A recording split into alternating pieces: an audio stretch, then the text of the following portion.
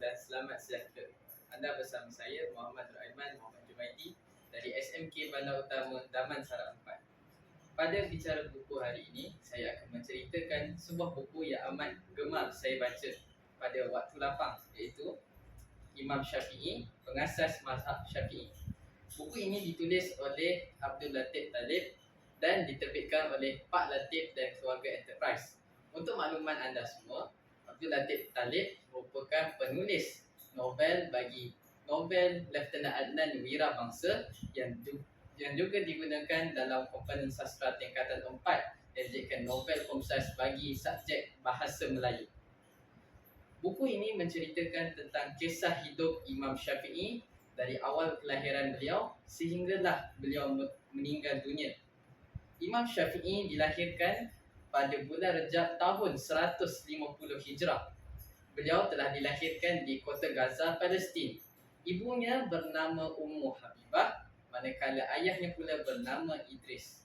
Imam Syafi'i atau nama sebenarnya Muhammad bin Idris Asy-Syafi'i merupakan imam tersohor yang menjadi salah seorang daripada imam 4 mazhab dalam agama Islam.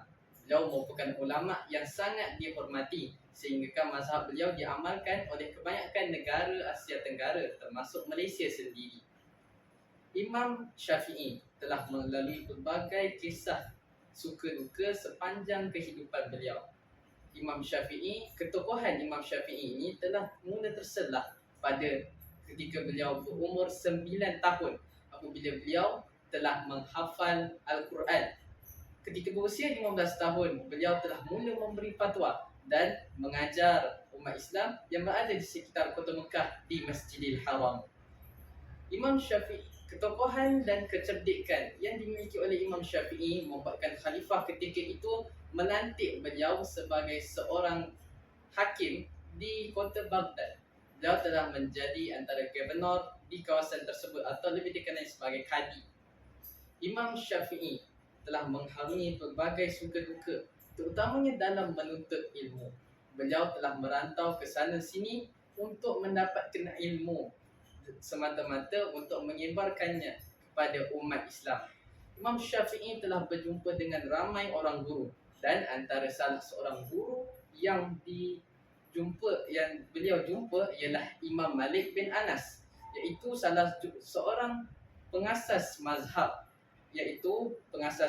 Maliki yang juga merupakan salah seorang daripada imam 4 mazhab dalam agama Islam.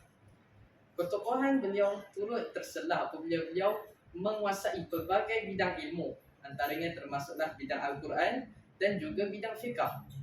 Ketokohan Imam Syafi'i memang tidak dapat disangkal lagi apabila beliau juga turut menghafal kitab Al-Muwatta yang ditulis oleh Imam Malik, dan beliau telah mengambil masa sehingga 10 tahun untuk menghafalnya. Kesungguhan Imam Syafi'i dalam menuntut ilmu perlulah dicontohi. Antara kisah yang boleh saya petik daripada buku ini adalah kisah bagaimana beliau menulis apa yang diajarkan oleh gurunya ketika beliau berada di Mekah, apabila beliau menulis menggunakan tangan tanpa sebarang kertas. Apabila gurunya menguji beliau, ternyata beliau sebenarnya memang memberikan perhatian dan tumpuan terhadap apa yang diajarkan, dan beliau boleh memahami ilmu tersebut dengan baik. Walau bagaimanapun, kisah hidup Imam Syafi'i tidaklah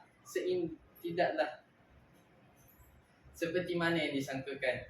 Beliau telah diuji dengan satu fitnah ketika beliau menjadi kadi di Baghdad.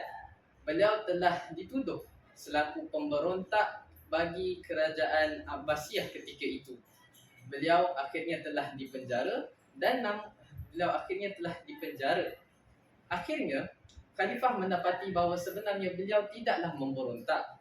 Beliau sebenarnya tidak ingin bersekongkol dengan gubernur yang menzalimi rakyat ketika itu. Ketokohan Imam Syafi'i hakikatnya perlulah dijadikan contoh, khususnya buat umat Islam. Imam Syafi'i, iaitu merupakan pengasas mazhab Syafi'i, haruslah kita jadikan contoh terutamanya dalam kesungguhan beliau menuntut ilmu. Anda boleh dapatkan buku ini di kedai buku berdekatan dengan anda untuk menelusuri dengan lebih mendalam kisah hidup Imam Syafi'i, di mana mazhabnya turut diamalkan di negara kita, Malaysia. Sekian sahaja bicara buku saya pada hari ini. Semoga kita bertemu lagi pada masa yang akan datang. Assalamualaikum dan selamat sejahtera.